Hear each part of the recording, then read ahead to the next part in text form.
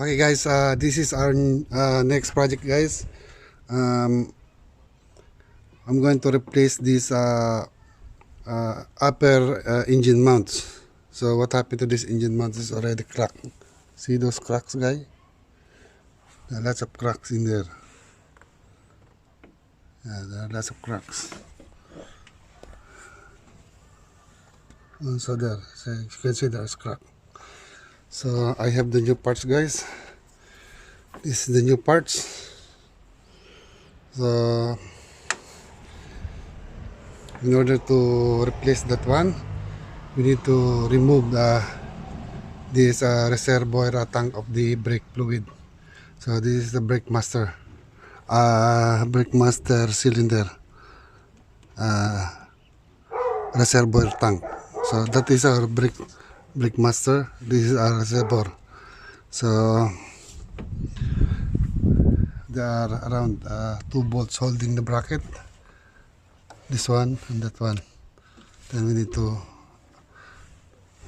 undo this one. So the bolts this one and another one there. Okay guys, let's do it guys.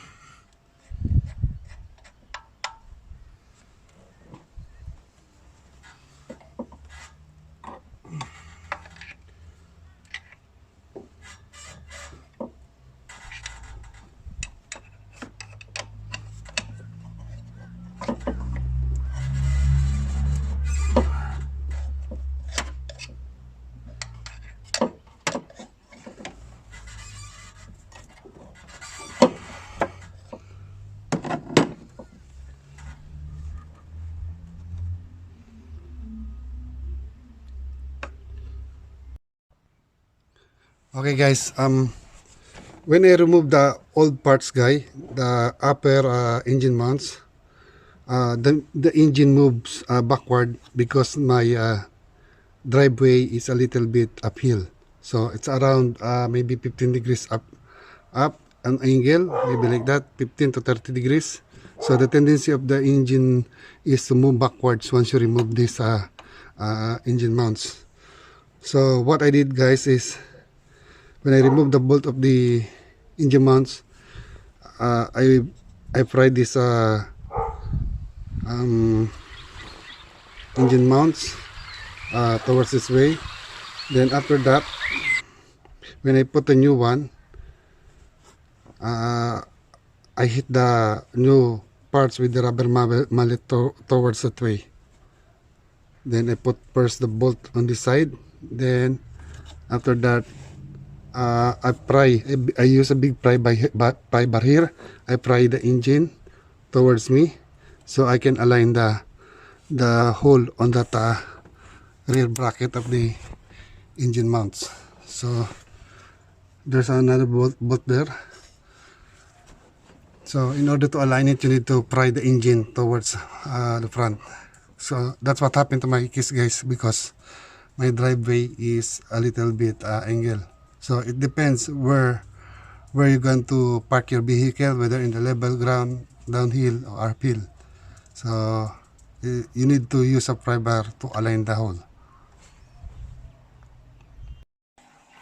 Okay guys, let's put an ending on this video guys. So as you can see, when I remove the bolts of the engine mounts, the engine moves a little bit, and that will cause the misalignment of the whole of the engine mounts going to the body and the engine side. So if you encounter this kind of problem guys, what you have to do is put first the bolt on the engine side, then use a pry bar to align the hole on the body side of the engine mounts. So guys, if you like this kind of video guys, please subscribe to our channel. Please press that subscribe button. Please press that like button. Please press that notification bell so you will be notified every time I do a video. Okay guys, see you in the next video guys. Bye bye.